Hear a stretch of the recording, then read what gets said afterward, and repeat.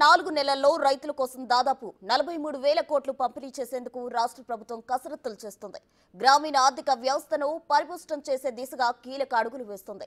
మొదటి బ్యాంకు రుణాల నుంచి రైతులను విముక్తి చేయాలని టార్గెట్ గా పెట్టుకున్న ప్రభుత్వం రుణమాఫీ ప్రక్రియ కోసం నిధుల సమీకరణ వేగవంతం చేసింది.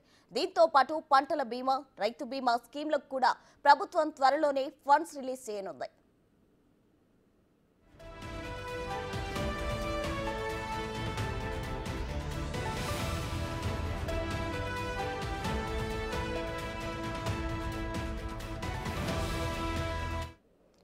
రైతు భరోసా స్కీమ్ కింద రైతుల ఖాతాల్లో ఎకరాకు 7,500 రూపాయల చొప్పున పెట్టుబడి సాయం అందించనుంది ప్రభుత్వం. రుణమాఫీ కింద 31,000 కోట్లు, రైతు భరోసా కింద దాదాపు 7,000 కోట్లతో పాటు పంట బీమా, రైతు బీమా కింద 5,000 కోట్ల మేర రైతులకు లబ్ధి కలగనుంది. ఏకకాలంలో పెద్ద మొత్తంలో రుణమాఫీ చేస్తున్నందున నెలపాటు రుణమాఫీ ఉత్సవాలు నిర్వహించాలనే ప్లాన్లో ఉంది ప్రభుత్వం.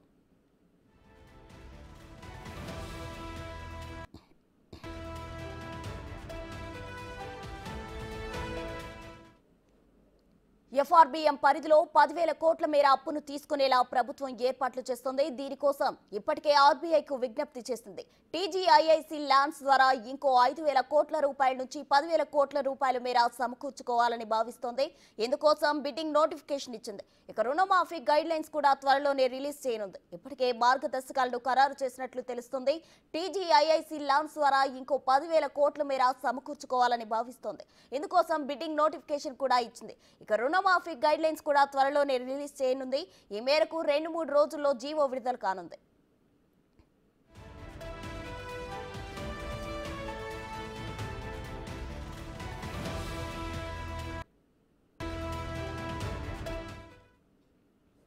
కుటుంబంలో ఒక రైతుకు గరిష్టంగా 2 లక్షల చొప్పున రుణమాఫీ చేయనున్నట్లు తెలుస్తుంది. బంగారం తాకట్టు పెట్టి పంట రుణాలు తీసుకున్న వారికి కూడా మాఫీ చేయనున్నారు.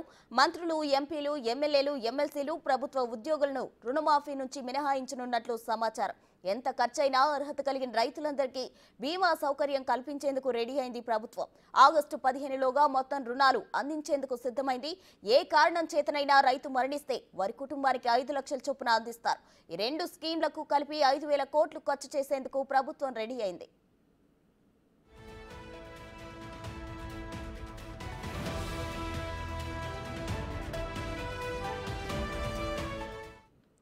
రైతాంగ సంక్షేమం కోసం రాష్ట్ర ప్రభుత్వం తీసుకున్న నిర్ణయాలతో గ్రామీణ ఆర్థిక వ్యవస్థ పరిపుష్టి అవుతుందని నిపుణులు చెబుతున్నారు.